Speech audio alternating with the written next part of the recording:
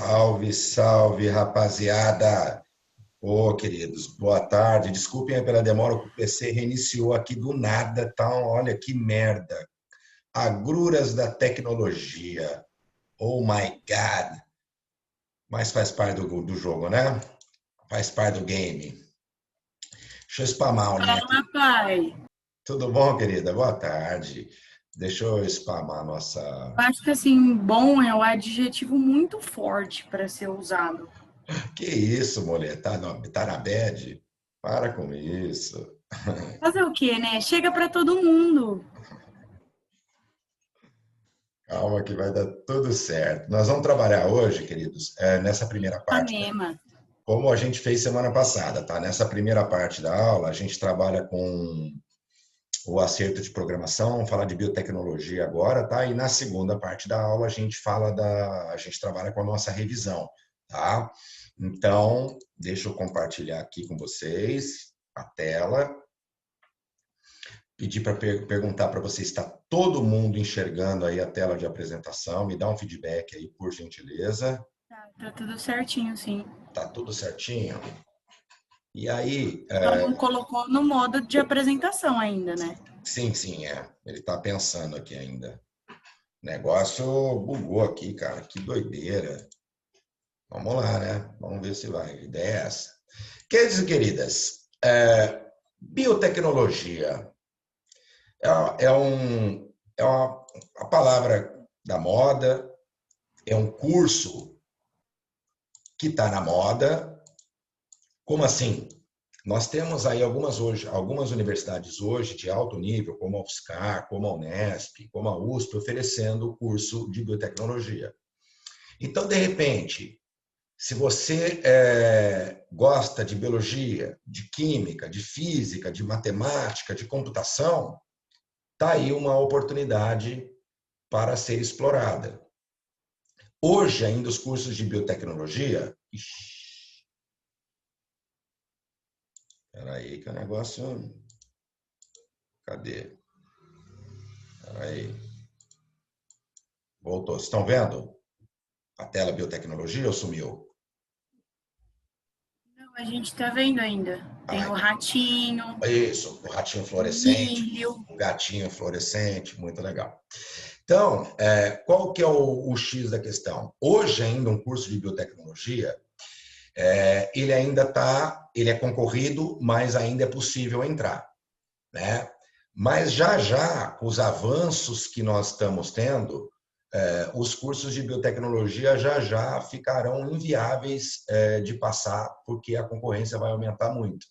Porque eu estou falando não só de perspectiva futura, mas de aplicação agora dos conhecimentos sobre a natureza, sobre as características e propriedades dos seres vivos, para que a gente possa obter o melhor proveito da natureza. Você faz um curso de biotecnologia, você pode ir, por exemplo, para a ecologia, a biotecnologia ambiental, produção, seja animal, seja vegetal, melhoramento genético. E você pode ir para a área de saúde, por exemplo, produção de vacina.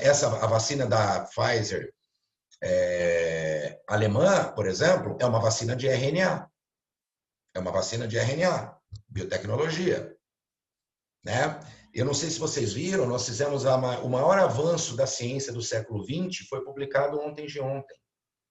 Nós usamos o conceito da DeepMind do Google, de inteligência, uma rede de inteligência artificial, e conseguimos um modelo que permitiu a gente prever com grande qualidade a estrutura tridimensional de uma proteína.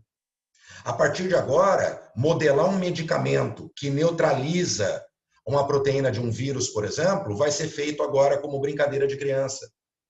Eu estou falando da maior revolução da história da medicina e da biologia, foi publicado ontem de ontem.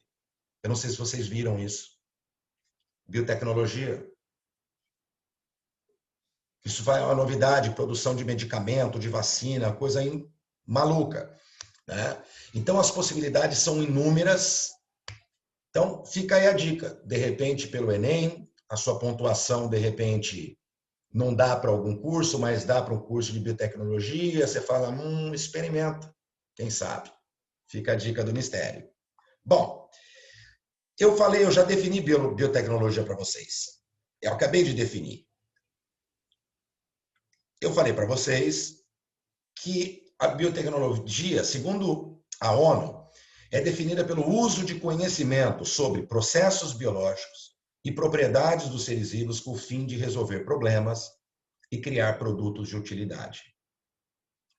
E aí, a gente tem a impressão de que a biotecnologia é uma ciência moderna, quando, na verdade, o melhoramento genético é uma prática milenar. Quando o professor de História trabalha com vocês o conceito da transição do Paleolítico para o Neolítico, o que ele fala? Domesticação de plantas e animais, sedentarização. O que é domesticar plantas e animais? É escolher fenótipo e controlar cruzamento. Dentro daquela variabilidade, você escolhe aquele conjunto de características que você quer ver reproduzida na próxima geração. E a partir do conceito da seleção artificial, que é escolhe a característica, bota para cruzar. Nós transformamos um lobo, nos últimos 30 mil anos, num shih tzu, irmão. Num pug, num bulldog, num poodle. Isso não foi hoje. Nós fizemos seleção artificial, melhoramento genético dos últimos 30 mil anos, que o cão é nosso parceiro.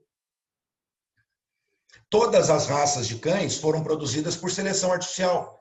Inclusive, isso explica o porquê de algumas raças que não existiriam se não fosse a seleção artificial, se não fôssemos nós. Por exemplo, as raças braquicefálicas. Tem cabeça pequena, focinho curto e olho grande, como o pug, o bulldog e o shih tzu.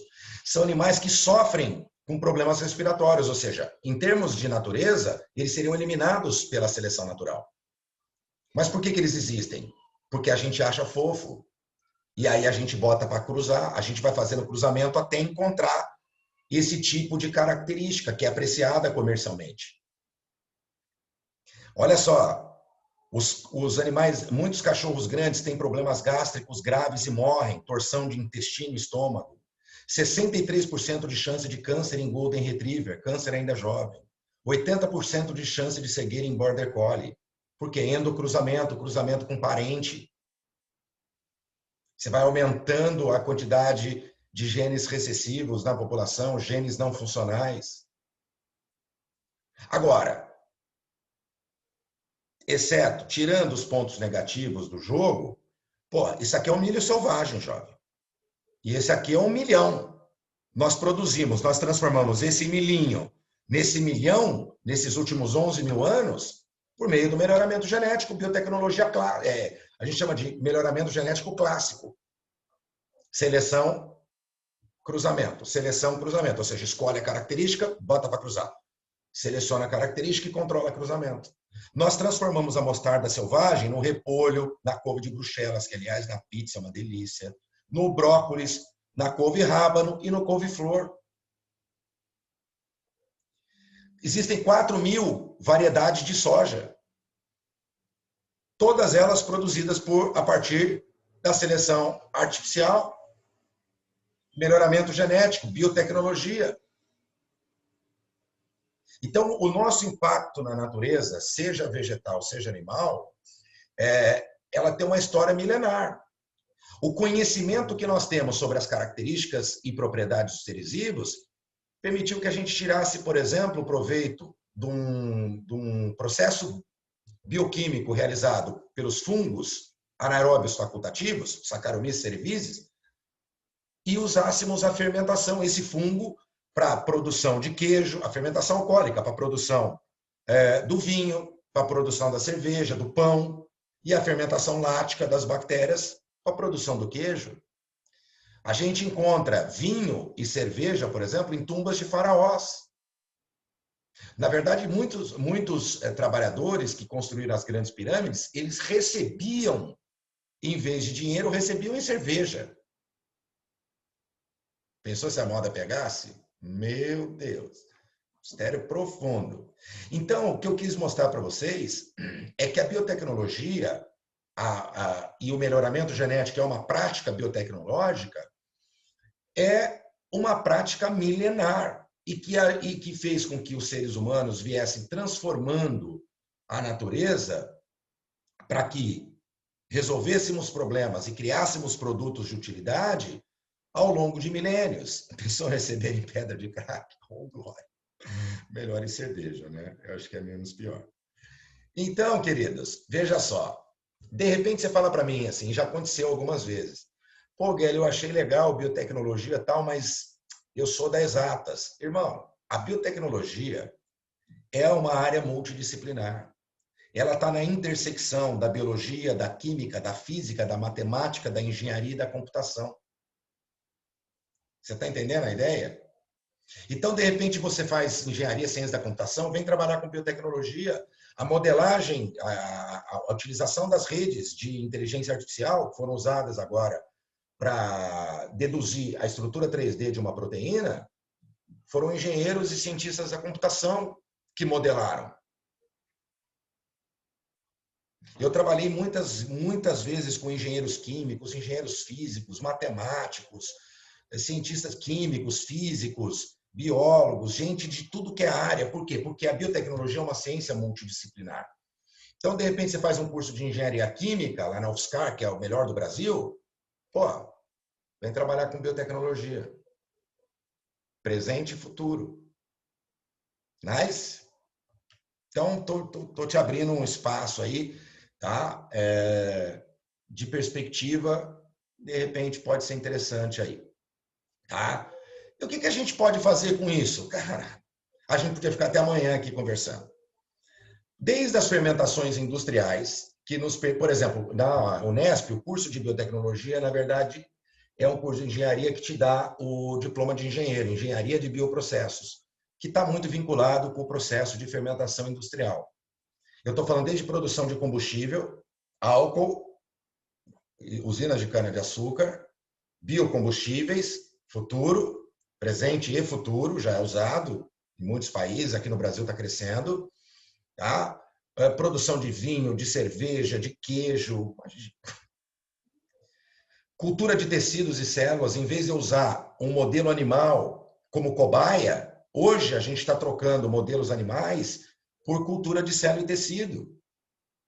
A gente faz as nossas pesquisas, está desenvolvendo uma droga, quer saber a atuação daquela droga numa determinada célula, em vez de você usar um animal como cobaia, você usa uma cultura de tecido e de célula. Clonagem.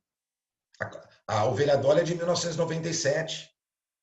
Análise de DNA que permitiu as investigações criminais com mais eficiência, os exames de paternidade. Hoje não dá para negar mais. Você vai lá no ratinho, eu quero um DNA.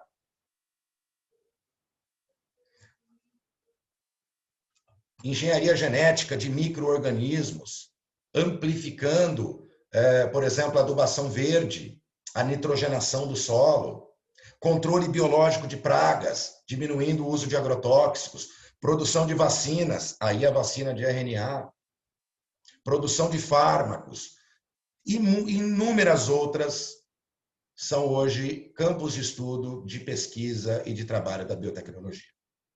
Bom, quando começa, de fato, a biotecnologia moderna e a capacidade do ser humano de manipular o DNA em nível molecular, que institui uma nova área dentro da biotecnologia chamada engenharia genética, que é justamente o que esse GIFT está te mostrando. É a manipulação do material genético do DNA, a engenharia genética, engenheirar o DNA. Bom, essa brincadeira surge na década de 70, quando um norte-americano chamado Paul Bergman descobre as enzimas de restrição. Descobre porque essas enzimas, chamadas de restrição, elas fazem parte do aparato imunitário das bactérias. Você sabe que quando uma bactéria é infectada por um vírus, o vírus não penetra na bactéria. Diferente de um vírus animal que penetra na célula, o vírus de uma bactéria, um bacteriófago, ele projeta apenas o material genético dele dentro da célula.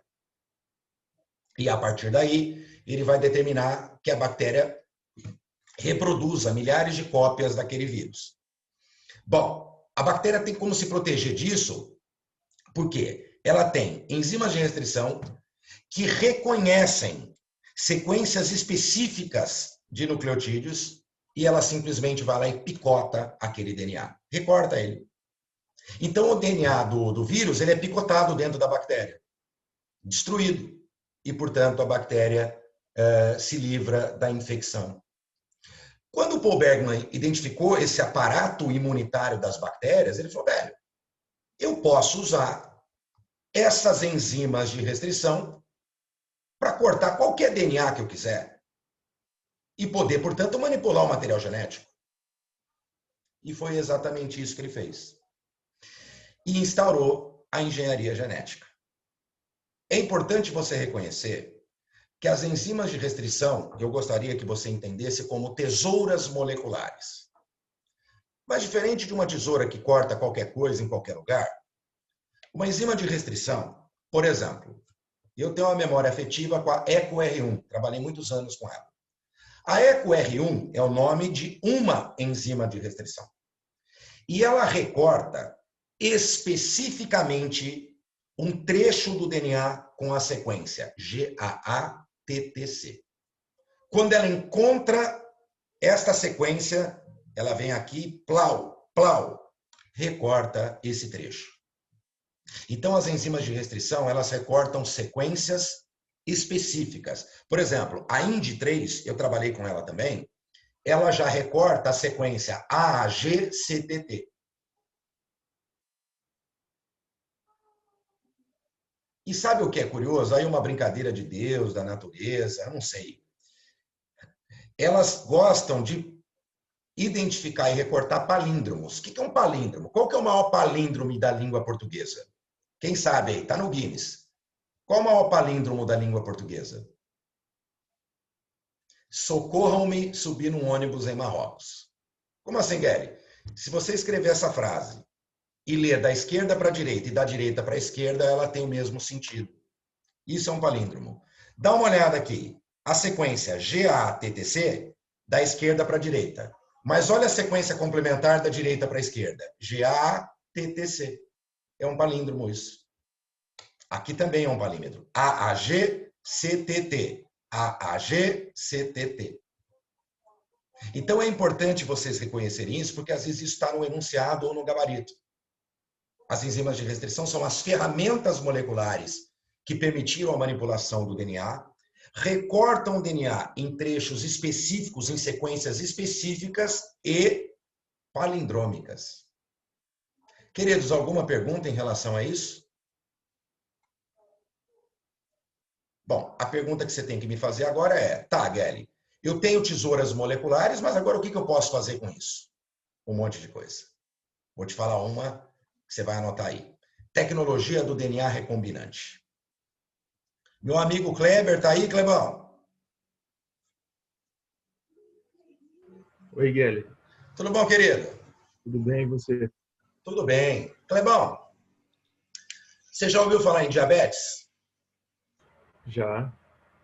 Qual o medicamento, velho? Qual a alternativa terapêutica para quem tem diabetes tipo 1? Aquela que já começa na infância, devido à degradação das ilhotas pancreáticas, que antigamente a gente chamava de ilhotas de Langerhans.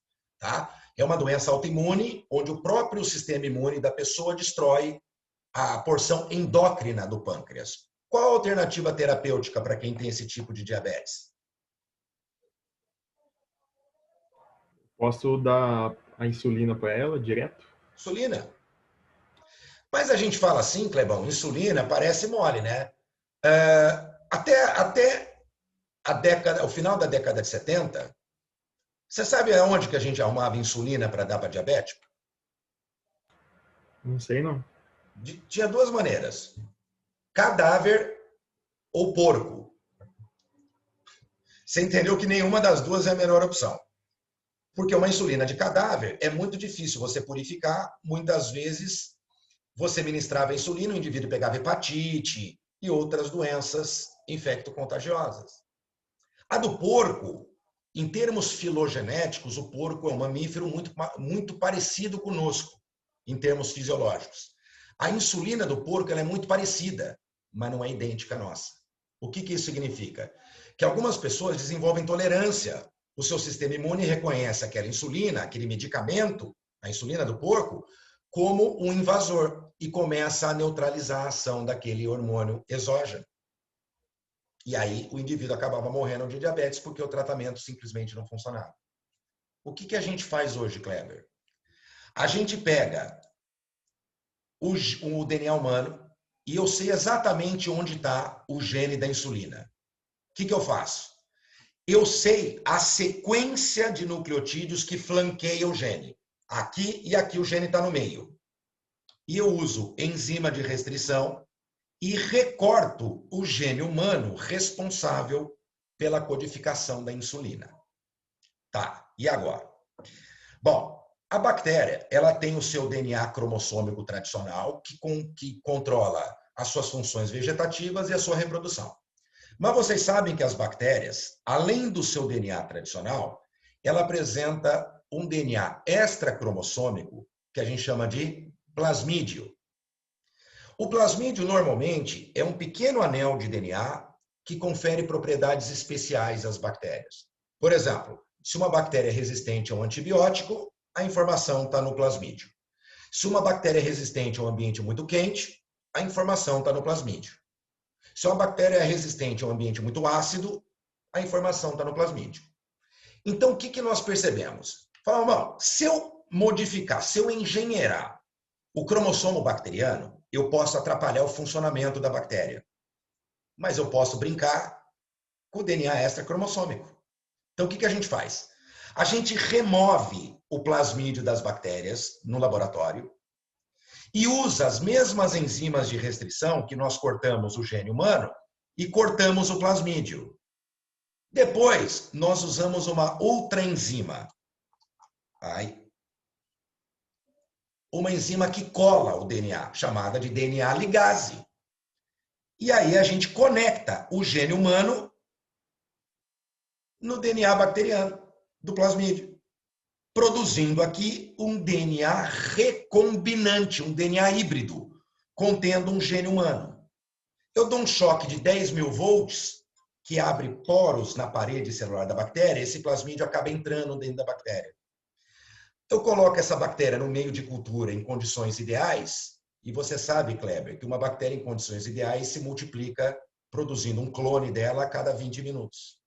Então, uma bactéria engenheirada, em algumas horas, eu tenho uma população de bilhões de bactérias, todas elas contendo o gene humano. Aí eu chamo o engenheiro químico, mando ele construir uma panela de pressão, eles chamam de reator. Eu chamo de panela de pressão. A gente gosta de tirar onda nos engenheiros químicos. Eu falava para eles, essas panelas de pressão que vocês fazem, eles ficavam loucos comigo. A gente manda o engenheiro químico criar uma panela de pressão em condições ideais e a gente bota a bactéria para produzir insulina humana em quantidade capaz de suprir a demanda mundial de diabéticos. Isso é ou não é extraordinário? A tecnologia do DNA recombinante, Kleber, é ou não é extraordinário? Sensacional, né? Então, hoje, deixa eu ver se eu anotei aqui para vocês. Muitos insumos médicos, insulina, interferon, interleucina, que a gente usa como antiviral, fator 8 de coagulação, pessoal lá da hemofilia, hormônio de crescimento, só é anão quem quer. Antes a gente tirava hormônio de crescimento de cadáver, agora a gente bota a bactéria para produzir hormônio de crescimento. Fator necrosante de tumor, atividade de defesa orgânica, tudo quimioterápico. Vacina contra a malária e hepatite B. Inclusive, gente, a gente engenheira a bactéria e a gente bota a bactéria para produzir biodiesel e álcool. A gente engenheira a bactéria e bota a bactéria para comer petróleo. A gente chama de biorremediação. Eu usar um ser vivo para resolver um problema de poluição ambiental. Então, antigamente, derramamento de petróleo, a gente tinha que jogar detergente para dissolver o petróleo. O detergente era mais tóxico do que o petróleo. Era um poluente ambiental mais grave que o petróleo. Hoje, a gente bota a bactéria comedora de petróleo, bactéria engenheirada. Vocês estão entendendo, jovem? O nível que nós chegamos?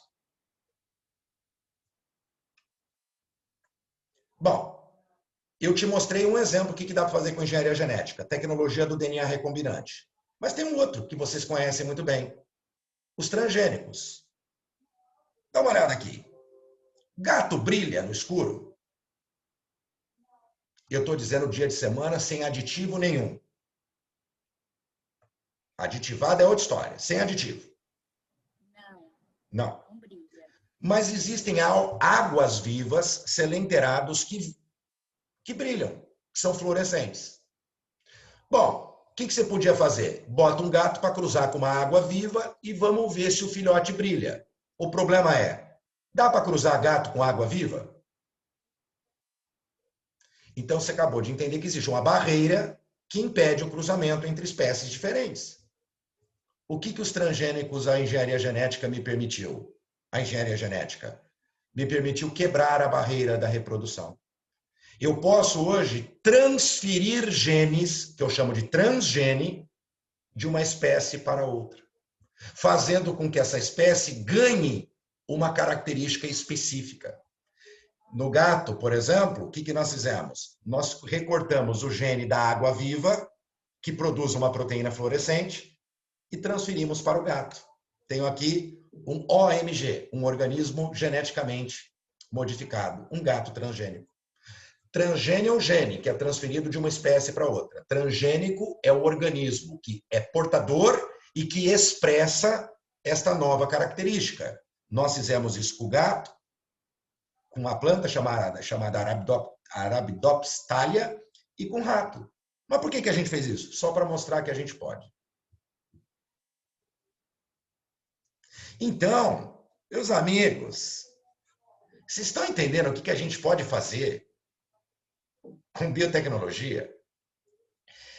Eu posso pegar plantas, por exemplo, e aumentar o valor nutricional das plantas, por exemplo, com o objetivo de erradicar a fome no mundo. Por exemplo, nós desenvolvemos o arroz dourado recentemente. O arroz dourado, ele tem 10 vezes mais beta-caroteno do que o arroz tradicional. Então, nós ampliamos o valor nutricional do arroz.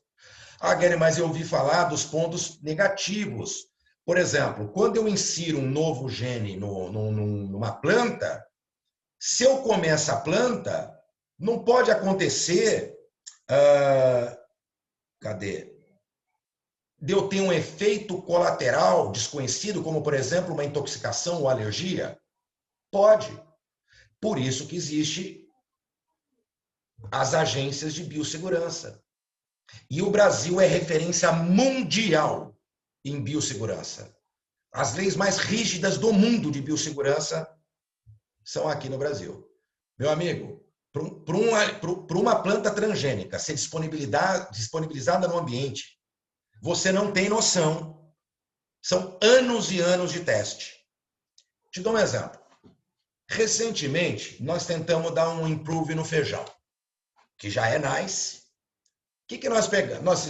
Nós pegamos um gene da castanha do Pará, que é uma brasileira top, e fizemos um feijão transgênico contendo um gene da castanha do Pará, para dar um up nutricional no feijão.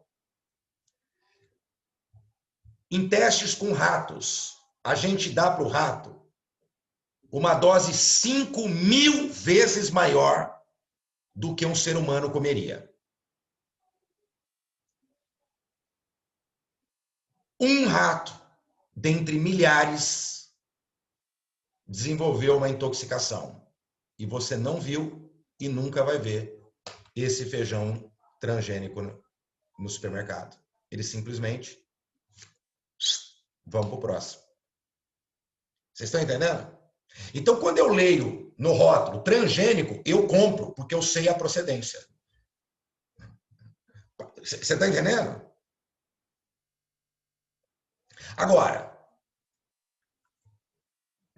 existem muitos pontos positivos, né? Como aumento do valor nutricional dos alimentos, redução dos custos de produção, uso menos agrotóxico, porque eu consigo produzir plantas resistentes à praga. Por exemplo, em vez de eu jogar inseticida, O que a gente faz hoje? O algodão, a soja e o milho brasileiro, que são transgênicos. Eles contêm um gene que produz uma proteína inseticida. Então, em vez de eu ter que gastar milhões de dólares pulverizando inseticida na plantação, a própria planta produz o seu inseticida. Mas aí você me fala, Guilherme, mas e se eu comer esse milho? Eu não posso me intoxicar? Não, porque esta proteína ela é tóxica apenas para inseto, para ser humano não. E ela passou nos testes de biossegurança, rigorosíssimos. Então, se você come sucrilhos, você nunca comeu um milho que não fosse transgênico. Compreendeu a ideia? Mais de 90%, jovem, do arroz, do algodão, do milho, da soja brasileira, é tudo transgênico. O Brasil é o segundo ou terceiro país do mundo que mais usa transgênico. Ah, a Europa não usa. Tem razão. Eles não usam transgênico, mas eles compram transgênico do mundo todo. Tipo, eu não planto aqui, mas eu compro de todo mundo que planta. É hipocrisia? Você avalia. Então, eu consigo produzir vegetais melhorados, capazes de sobreviver em condições inóspitas, solos salinos, salgados, solos ácidos, solos pobres em nitrogênio, inclusive solo congelado. Então, plantas resistentes a condições ambientais e a pragas. A gente faz pouco transgênico com animal, a gente faz muito transgênico com planta. Agora, ponto negativo, um potencial risco de intoxicação humana, o surgimento de superpragas, que é a mesma ideia do antibiótico. Se eu produzo uma soja que produz o próprio inseticida, ao longo do tempo, eu não posso selecionar uma variedade de superpragas ali? Sim, mas aí que está o X da questão.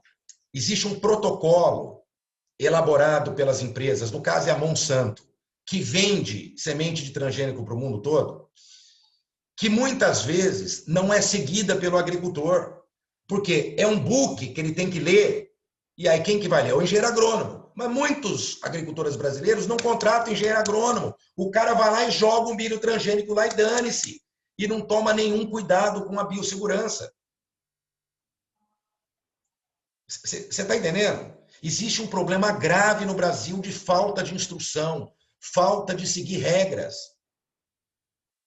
Com as regras bem elaboradas, a chance do desenvolvimento de uma superpraga tende a zero.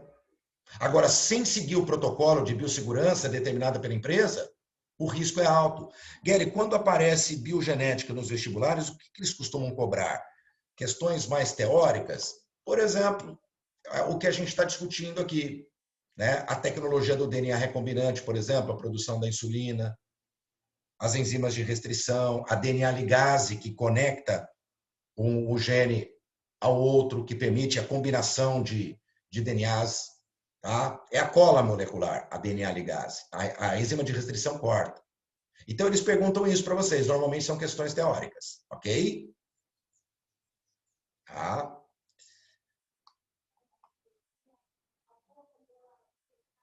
Bom, só para a gente fechar, deixa eu só ver aqui se tem mais alguma pergunta. Entendi de nada, querida. Tamo junto. Tem aqui, eu deixei para você analisar os pontos positivos e os pontos negativos do uso de transgênico. Tá?